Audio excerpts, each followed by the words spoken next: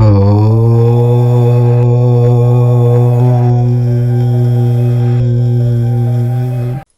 పరాభనామ సంవత్సరం మేషరాశి వారికి తిరిగిలేదు. కానీ ఈ ఒక్క తప్పు అదృష్టాన్ని తలక్రిందులు చేస్తుంది. శ్రీ పరాభనామ సంవత్సరం మేషరాశి వారు ఈ ఒక్క చిన్న తప్పు చేస్తే మాత్రం ఇప్పటి వరకు మీతో పాటు నడిచిన అదృష్టం ఒక్కసారిగా మీకు విరుద్ధంగా మారిపోయే ప్రమాదం ఉంది. చాలామంది మేషరాశి వారు తెలియకుండానే ఈ తప్పు చేస్తూ ఉంటారు. ఆ తప్పు ఏమిటి? ఎందుకు అది మీ అదృష్టాన్ని తలక్రిందులు చేస్తుంది? దాని ప్రభావం మీ జీవితం మీద ఎలా పడుతుంది అన్నది తెలుసుకోవాలంటే ఈ వీడియోని పూర్తిగా చూడాల్సిందే. చివరి వరకు చూస్తేనే అసలు నిజం మీకు అర్థమవుతుంది. మరి శ్రీ పరాభనామ సంవత్సరంలో మేషరాశి వారికి జీవితం ఎలా ఉండబోతోంది? వారు తప్పకుండా తీసుకోవలసిన జాగ్రత్తలు ఏమిటి? ఏం చేస్తే అదృష్టం నిలకడగా ఉంటుంది? ఇవన్నీ ఇప్పుడు మనం వివరంగా తెలుసుకుందాం. అంతకన్నా ముందు మా వీడియో నచ్చితే లైక్ చేసి షేర్ చేయండి. అలాగే మా ఛానల్ని కూడా సబ్స్క్రైబ్ చేసుకొని మాకు సపోర్ట్ చేయండి. అలాగే ఓం సుబ్రహ్మణ్యాయ నమః అని కామెంట్ చేయండి. ఇక వీడియోలోకి వస్తే అశ్విని నక్షత్రము 1, 2, 3, 4 పాదములు, భరణి నక్షత్రము 1, 2, 3, 4 పాదములు మరియు కృతికా నక్షత్రము 1వ పాదంలో జన్మించిన వారు మేషరాశికి చెందుతారు. మేషరాశి వారికి అధిపతి కుజుడు. మీ పేరులోని మొదటి అక్షరము చూ, చే, చో, లా, లీ, లు, లే, లో అయితే మీరు మేషరాశి వారికి చెందుతారు. ఈ సంవత్సరం మేషరాశి వారికి ఆదాయము 11, ఖర్చు 5గా ఉండబోతుంది. అలాగే రాజ్యపూజ్యము 2, అవమానం 4గా ఉంది. ఈ మేషరాశి వారికి ఈ సంవత్సరం అభిమానించేవారు 2 ఉంటే అవమానించేవారు 4 ఉంటారు. శ్రీ పరాభనామ సంవత్సరంలో మేషరాశి వారి జాతక ఫలితాలు మరియు ఆర్థిక, వృత్తి, ఉద్యోగ స్థితిగతులు ఎలా ఉండబోతున్నాయో ఇప్పుడు వివరంగా తెలుసుకుందాం. ఈ సంవత్సరం మేషరాశి వారికి ఫలితాలు మిశ్రమంగా అంటే అటు ఇటుగా మధ్యస్థంగా ఉంటాయి. మీరు చేసే ప్రయత్నాల్లో విజయం సాధించాలంటే కేవలం అదృష్టం మీద ఆధారపడకుండా మీ సొంత కష్టంపైనే పూర్తి నమ్మకం ఉంచాలి. ఈ ఏడాది మీకు శ్రమకు తగ్గ ప్రతిఫలం లభిస్తుంది. కానీ అది కొంత ఆలస్యంగా వచ్చే అవకాశం ఉంది. ముఖ్యంగా ఆర్థిక విషయాల గురించి మాట్లాడితే ఈ సంవత్సరం మీకు ధన ఆదాయం బాగున్నప్పటికీ దానికి సమానంగా ఖర్చులు కూడా పొంచి ఉన్నాయి. మీరు ఆస్తిపాస్తుల విషయంలో లేదా ఇల్లు, స్థలము వంటి వాస్తు సంబంధిత విషయాల మీద పెట్టుబడి పెట్టడానికి ఆసక్తి చూపిస్తారు. కొత్త వాహనాలు కొనడానికి లేదా పాత వాటిని బాగు చేయించడానికి భారీగా డబ్బు ఖర్చు చేసే సూచనలు కనిపిస్తూ ఉన్నాయి. అయితే ఇలాంటి పెద్ద ఖర్చులు చేసేటప్పుడు ఆవేశపడకుండా కుటుంబ సభ్యులతో చర్చించి నిర్ణయం తీసుకోవటం మంచిది. ఆస్తి తగాదాలు ఏవైనా ఉంటే అవి ఈ ఏడాది ఒక కొలిక్కి వచ్చే అవకాశం ఉంది.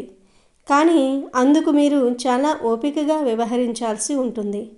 అనవసరమైన విలాసాలకు పోయి చేతిలో ఉన్న డబ్బును ఖర్చు చేయకుండా భవిష్యత్తు అవసరాల కోసం పొదుపు చేయటం ఈ సంవత్సరం మీకు చాలా ముఖ్యం. వృత్తి మరియు వ్యాపార రంగాల్లో ఉన్న వారికి ఈ పరాభనామ సంవత్సరం సవాలుతో కూడుకున్నదిగా ఉంటుంది. వ్యాపారస్తులు కొత్త ఒప్పందాలు చేసుకునేటప్పుడు పత్రాలను క్షుణ్ణంగా పరిశీలించాలి. మీరు ఎంత కష్టపడినా లాభాలు ఆశించిన స్థాయిలో వెంటనే రాకపోవచ్చు. కానీ నిరాశ చెందకుండా ముందుకు సాగితే సంవత్సరం ద్వితీయార్థంలో మంచి లాభాలను చూస్తారు. ఇక ఉద్యోగస్తుల విషయానికి వస్తే ఈ సంవత్సరం ప్రభుత్వ మరియు ప్రైవేట్ రంగాల్లో పనిచేసే వారికి వేరువేరు ఫలితాలు ఉంటాయి. ప్రభుత్వ ఉద్యోగం చేసేవారికి పని ఒత్తిడి విపరీతంగా పెరగవచ్చు. పై అధికారుల నుండి ఒత్తిడి ఎదురైనా మీ నిజాయితీ మిమ్మల్ని కాపాడుతుంది. బదిలీలు కోరుకునే వారికి అనుకూలమైన మార్పులు వచ్చే అవకాశం ఉంది. ప్రభుత్వం నుండి రావాల్సిన బకాయిలు లేదా ప్రమోషన్ల విషయంలో కొంత జాప్యం జరగవచ్చు. కానీ చివరకు మీకు న్యాయం జరుగుతుంది. మరోవైపు ప్రైవేట్ ఉద్యోగాలు చేసేవారికి పోటీ ఎక్కువగా ఉంటుంది. మీ ప్రతిభను నిరూపించుకోవడానికి మీరు గతంలో కంటే ఎక్కువ సమయం కేటాయించాల్సి వస్తుంది. సహోద్యోగులతో చిన్నపాటి విభేదాలు వచ్చే అవకాశం ఉంది కాబట్టి ఆఫీసు రాజకీయాలకు దూరంగా ఉండటం శ్రేయస్కరం. కొత్త ఉద్యోగం కోసం ప్రయత్నించేవారు మరికొంతకాలం వేచి చూడటం లేదా వచ్చిన అవకాశాన్ని చిన్నదైనా సరే అందిపుచ్చుకోవటం మంచిది. ప్రస్తుతం మేషరాశి వారికి ఏలినాటి శని ప్రభావం నడుస్తుంది కాబట్టి మీరు మానసికంగా చాలా దృఢంగా ఉండాలి. శనిదేవుడు ఎప్పుడూ కష్టపడే వారికే శుభ ఫలితాలను ఇస్తాడు. ఈ సమయంలో పనులు అనుకున్న సమయానికి పూర్తి కాకపోవటం, ప్రయాణాల్లో ఆటంకాలు కలగటం వంటివి జరుగుతూ ఉంటాయి. కానీ ఇక్కడ మీరు గుర్తుంచుకోవాల్సిన ముఖ్యమైన విషయం ఏమిటంటే, మీరు ఎంత శ్రమిస్తే రానున్న రోజుల్లో శనిదేవుడు మీకు అంతటి ఘన విజయాన్ని అందిస్తాడు. మీ లక్ష్యాల విషయంలో మీరు చాలా మొండిగా, అంటే పట్టుదలగా ఉండాలి. ఏదైనా ఒక పనిని మొదలుపెట్టితే అది పూర్తయ్యే వరకు నిద్రపోకూడదు. ఈ సమయంలో మీరు చేసే అతిపెద్ద తప్పు ఏదైనా ఉందంటే అది పనులను వాయిదా వేయటం. వాయిదా వేసే అలవాటు మీ జీవితంలో స్థిరపడకుండా అడ్డుకుంటుంది. ఒకసారి చేజారిన అవకాశం మళ్ళీ రాదు. కాబట్టి ఏ పనిని రేపటికి నెట్టకుండా అప్పటికప్పుడే పూర్తి చేసేలాగా ప్లాన్ చేసుకోండి. బద్ధకం మీ ప్రధాన శత్రువుగా మారుతుంది. దానిని వదిలించుకుంటేనే మీరు ఉన్నత స్థితికి చేరుకోగలరు. ఈ ఏడాది మీ మానసిక స్థితిని అదుపులో ఉంచుకోవటం చాలా ముఖ్యం. చిన్న చిన్న విషయాలకే కోపం తెచ్చుకోవటం వల్ల మీ ఇంట్లో ఉన్న ప్రశాంతత దెబ్బతినటమే కాకుండా బయట మీ గౌరవం కూడా తగ్గే ప్రమాదం ఉంది. కోపాన్ని వీడి శాంతంగా ఆలోచించటం అలవాటు చేసుకోండి. ఏదైనా పని అనుకున్నట్లు జరగకపోతే అంతా మన మంచికే, భగవంతుడు దీనికంటే మంచిది ఏదో ఇస్తాడు అనే పాజిటివ్ మైండ్ సెట్తో ఉండాలి. కూల్ మైండ్ సెట్ ఉంటేనే మీరు సరైన నిర్ణయాలు తీసుకోగలరు. శని ప్రభావం వల్ల పనులు ఆలస్యం అవుతున్నాయని భయపడకుండా అది మీ సహనానికి పరీక్ష అని భావించండి. పదే పదే ప్రయత్నించటం వల్ల అసాధ్యమైనవి కూడా సుసాధ్యమవుతాయి. ఆత్మవిశ్వాసాన్ని కోల్పోకుండా క్రమశిక్షణతో కూడిన జీవన శైలిని అలవర్చుకుంటే ఈ పరాభనామ సంవత్సరంలో ఎదురయ్యే అడ్డంకులను అధిగమించి మీరు విజయ తీరాలకు చేరుకుంటారు. మీ కృషి, మీ పట్టుదలే ఈ ఏడాది మీ విజయాస్త్రాలు. కాబట్టి బద్ధకాన్ని వదిలి లక్ష్యం వైపు అడుగులు వేయండి. అద్భుతమైన భవిష్యత్తు మీకోసం వేచి ఉంది. వ్యవసాయం చేసే మేషరాశి రైతులకు 2026వ సంవత్సరం శుభప్రదంగా, లాభదాయకంగా ఉంటుంది. గ్రహాల అనుకూలత వల్ల ఉండటం వలన మీ కష్టానికి తగిన ప్రతిఫలం లభిస్తుంది. పంట దిగుబడి ఆశాజనకంగా ఉంటుంది. పండించిన పంటకు మార్కెట్లో మంచి ధర లభిస్తుంది. వ్యవసాయంలో ఆధునిక పద్ధతులను, కొత్త టెక్నాలజీని వాడడానికి మొగ్గు చూపుతారు. దీనివల్ల పెట్టుబడి పెరిగిన భవిష్యత్తులో లాభాలు పెరుగుతాయి. కేతు వల్ల పంటలకు కొత్త రకమైన తెగుళ్ళు లేదా కీటకాల బెడద కొద్దిగా ఉండవచ్చు. వ్యవసాయ నిపుణుల సలహాలను వెంటనే పాటించటం ద్వారా దీనిని అధిగమించవచ్చు. సంవత్సరం ప్రథమార్థంలో అంటే మే వరకు గురుబలం వలన కొత్త వ్యవసాయ భూములను కొనుగోలు చేయడానికి లేదా ఉన్న భూమిని అభివృద్ధి చేయడానికి ఇది మంచి సమయం. వ్యవసాయంతో పాటు పశుపోషణ చేసేవారికి కూడా 2వ ఇంట్లో గురువు ఉండటం వలన మంచి లాభాలు వస్తాయి. విద్యార్థులకు 2026వ సంవత్సరం కఠోర శ్రమ గొప్ప విజయం అనే సూత్రాన్ని అనుసరిస్తుంది. పోటీ పరీక్షలు రాసే విద్యార్థులకు ఒక వరం, మీరు మీ పోటీదారుల కంటే మెరుగైన ప్రతిభ కనపరుస్తారు. కొంచెం కష్టపడితే చాలు ప్రభుత్వ ఉద్యోగాలు, మెడిసిన్, ఇంజనీరింగ్ వంటి ఉన్నత చదువులకు సంబంధించిన సీట్లు సులభంగా సాధిస్తారు. వీసా అడ్మిషన్ ప్రక్రియలు విజయవంతంగా పూర్తవుతాయి. క్రీడారంగంలో ఉన్నవారికి మే 2026 తర్వాత గురువు మీ 3వ ఇంట్లోకి రావటం వలన మీలో శారీరక శక్తి, మానసిక ధైర్యము అద్భుతంగా మెరుగుపడతాయి. 6వ ఇంట్లో కేతువు ఉండటం వలన మీ ప్రత్యర్థులపై సులభంగా విజయం సాధిస్తారు. కొత్త రికార్డులు సృష్టించే అవకాశం ఉంది. 11వ ఇంట్లో శని ఉండటం వలన మీ విజయాలకు తగిన గుర్తింపు మరియు ఆర్థిక లాభాలు రెండూ లభిస్తాయి. జాతీయ, అంతర్జాతీయ వేదికలపై ప్రకాశిస్తారు. సినిమా, టీవీ, కళారంగాలలో ఉన్నవారికి ఇది సృజనాత్మకత వెల్లివిరిసే సమయం. మే 2026 తర్వాత 3వ ఇంట్లో గురువు ఉండటం వలన రచయితలకు, దర్శకులకు, కమ్యూనికేషన్ విభాగాల్లో ఉన్నవారికి కొత్త అవకాశాలు వస్తాయి. మీ ఆలోచనలకు, మాటలకు విలువ పెరుగుతుంది. నటులకు ఇది మంచి సమయం. ముఖ్యంగా ధైర్యవంతమైన కొత్త రకమైన పాత్రలు లభిస్తాయి. 11వ ఇంట్లో శని ఉండటం వలన మీరు పనిచేసిన ప్రాజెక్టులు ఆర్థికంగా పెద్ద విజయాన్ని సాధిస్తాయి. మీకు రావలసిన పారితోషికాలు సకాలంలో అందుతాయి. 12వ ఇంట్లో రాహువు ఉండటం వలన మీలో ఊహాశక్తి పెరుగుతుంది. స్పిరిచువల్ జానర్లలో పనిచేసే వారికి ఇది చాలా మంచిది. రాజకీయ రంగంలో ఉన్నవారికి ఈ సంవత్సరం అత్యంత యోగదాయకమైన కాలం. 11వ ఇంట్లో శని ఉండటం వలన పదవులు వాటంతటా అవే వెతుక్కుంటూ వస్తాయి. ఎన్నికలలో పోటీ చేసే గెలుపు అవకాశాలు చాలా బలంగా ఉంటాయి. ప్రజలలో మీపై నమ్మకం పెరుగుతుంది. మే 2026 తర్వాత 3వ ఇంట్లో గురువు ఉండటం వలన మీ మాటలకు బలం పెరుగుతుంది. మీ ప్రసంగాల ద్వారా ప్రజలను ఆకట్టుకుంటారు. మీ అనుచరగణం పెరుగుతుంది. 6వ ఇంట్లో కేతువు ఉండటం వలన రాజకీయ ప్రత్యర్థులపై పూర్తి ఆధిపత్యం చెలాయిస్తారు. వారి ఎత్తుగడలను సులభంగా చిత్తు చేస్తారు. 12వ ఇంట్లో రాహువు ఉండటం వలన మీ వెనుక గూఢ శత్రువులు లేదా కుట్రలు జరిగే అవకాశం ఉంది. మీ సన్నిహితుల విషయంలో ఆర్థిక లావాదేవీల విషయంలో చాలా పారదర్శకంగా జాగ్రత్తగా ఉండటం అవసరం. సంవత్సరం ప్రథమార్థంలో అంటే మే వరకు గురువు మీ 2వ ఇంట్లో ఉండటం వలన భార్యాభర్తల మధ్య సఖ్యత అన్యోన్యత పెరుగుతుంది. కుటుంబంతో కలిసి సంతోషంగా గడుపుతూ ఉంటారు. అయితే ఈ సంవత్సరం మొత్తం రాహువు 12వ ఇంట్లో, కేతువు 6వ ఇంట్లో ఉంటారు. ఇది 7వ ఇంటికి ఇరువైపులా ఉన్న పాపగ్రహాలు. దీనివల్ల భార్యాభర్తల మధ్య అనవసరమైన వాదనలు, అపార్థాలు రావచ్చు. ముఖ్యంగా ఒకరి ఆరోగ్యం గురించి లేదా అప్పుల గురించి వాదనలు జరగవచ్చు. 2వ ఇంట్లో రాహువు ఉండటం వలన కొందరికి పని ఒత్తిడి కారణంగా లేదా విదేశీ ప్రయాణాల కారణంగా జీవిత భాగస్వామికి దూరంగా ఉండవలసిన పరిస్థితి రావచ్చు.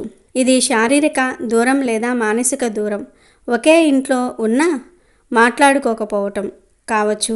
మే 2026 తర్వాత గురువు 3వ ఇంటి నుండి మీ 7వ ఇంటిని నేరుగా చూస్తాడు. ఇది అద్భుతమైన రక్షణ. గురువు దృష్టి వలన ఎన్ని అపార్థాలు వచ్చినా అవి తొలగిపోయి బంధం మరింత బలపడుతుంది. మీ వైవాహిక జీవితాన్ని కాపాడే శక్తి ఈ గురు దృష్టికి ఉంది. ఒకరినొకరు అర్థం చేసుకోవడానికి ప్రయత్నించటం, పారదర్శకంగా మాట్లాడడం చాలా ముఖ్యం. వివాహం కోసం ఎదురు చూస్తున్న మేషరాశి యువతీ యువకులకు 2026 ఒక శుభవార్త.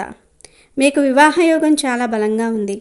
గురువు 2వ ఇంట్లో ఉన్నప్పుడు వివాహ ప్రయత్నాలు ఫలించి కుటుంబ సభ్యుల అంగీకారంతో మంచి సంబంధం కుదిరితే అవకాశం ఉంది.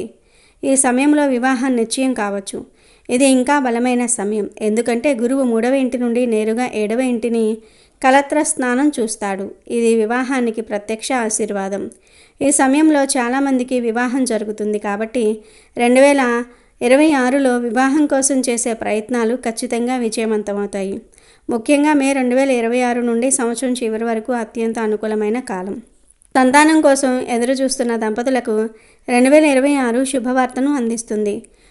గురువు మే 2026 తర్వాత 3వ ఇంటి నుండి 9వ ఇంటిని అనగా భాగ్యస్థానం, పుత్రస్థానానికి 5వ ఇల్లు మరియు 11వ ఇంటిని లాభస్థానం చూస్తాడు. అలాగే శని 11వ ఇంటి నుండి 5వ ఇంటిని సంతాన స్థానం చూస్తాడు.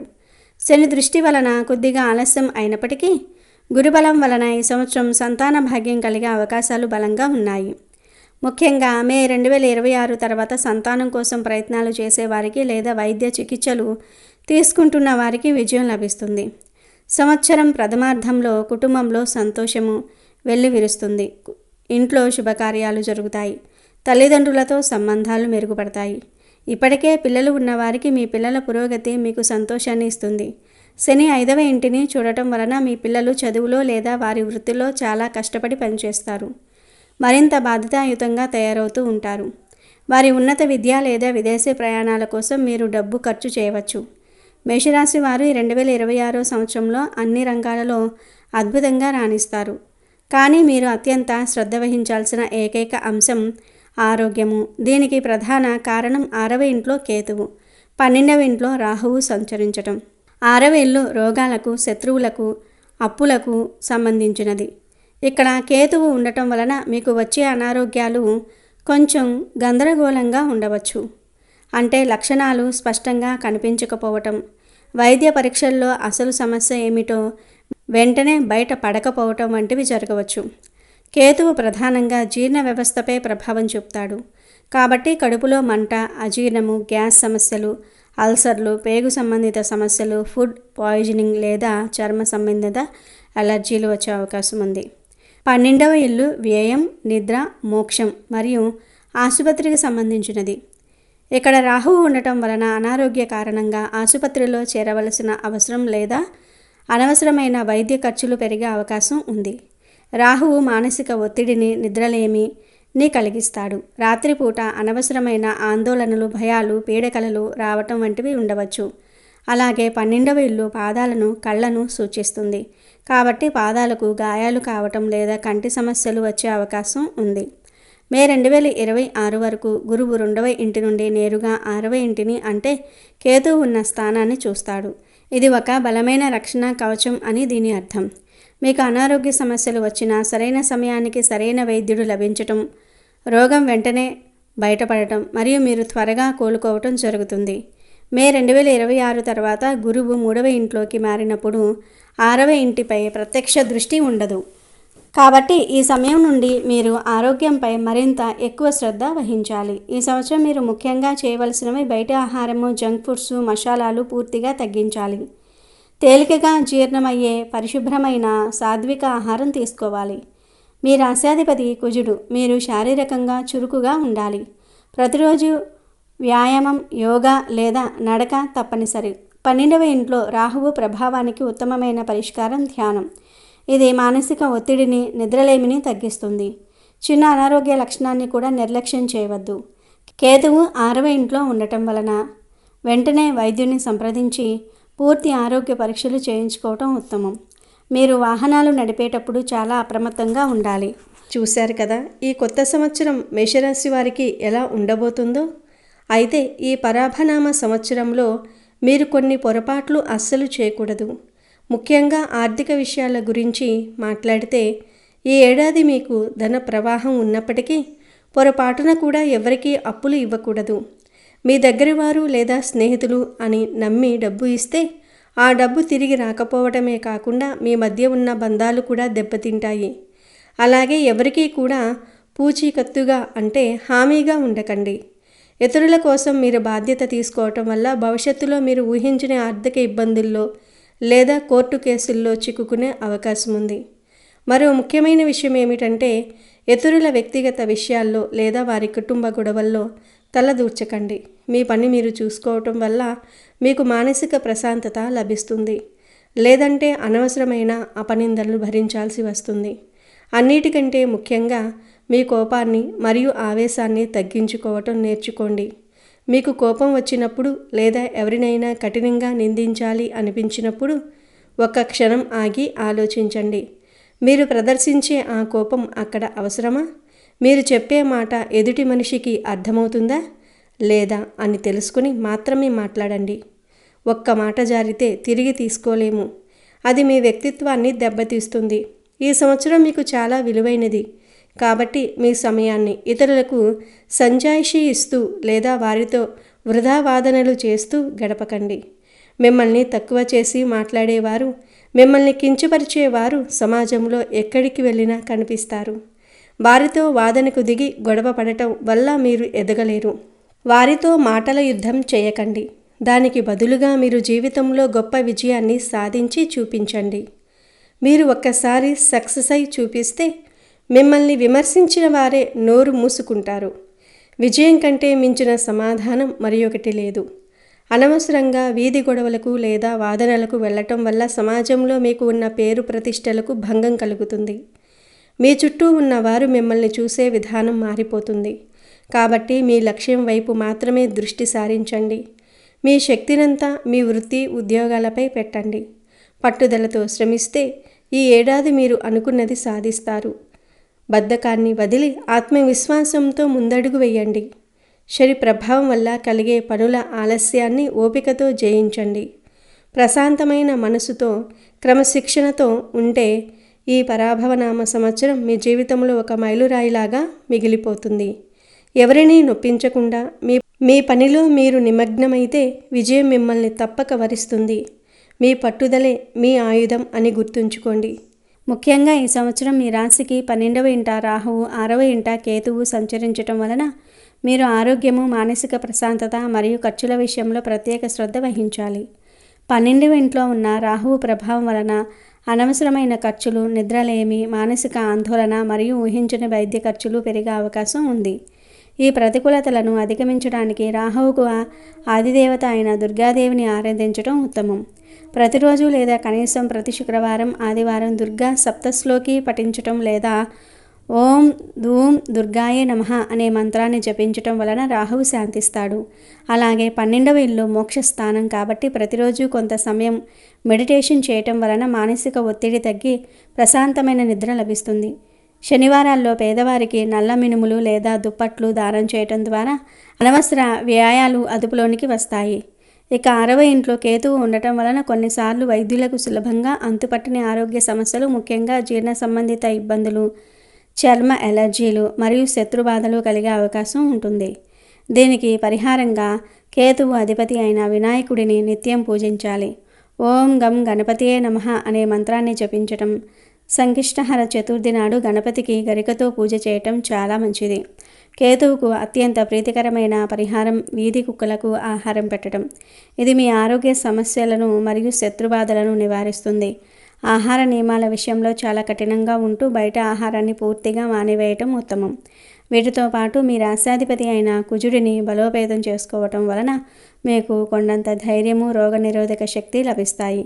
ఇందుకోసం ప్రతి మంగళవారం హనుమాన్ చాలీసా పఠించటం మరియు సుబ్రహ్మణ్యేశ్వర స్వామిని ఆరాధించటం ఎంతో శ్రేయస్కరం. చివరిగా ఈ సంవత్సరం మీకు అద్భుతమైన లాభాలను ఇస్తున్న శని భగవానుడి అనుగ్రహం కొనసాగించడానికి మీ కింద పనిచేసే వారిని, పేదవారిని గౌరవంగా చూసుకోవాలి మరియు శనివారం రోజు శని ఆలయంలో నువ్వుల నూనె దీపం వెలిగించాలి. ఈ సరళమైన పరిహారాలను నమ్మకంతో ఆచరించడం ద్వారా 2026 సంవత్సరంలో వచ్చే సవాళ్లను అధిగమించే సంపూర్ణ ఆరోగ్యాన్ని, అఖండ విజయాన్ని మీరు సొంతం చేసుకోగలుగుతారు. ఇవి శ్రీ పరాభనామ సంవత్సరం మేషరాశి వారి రాశి ఫలితాలు.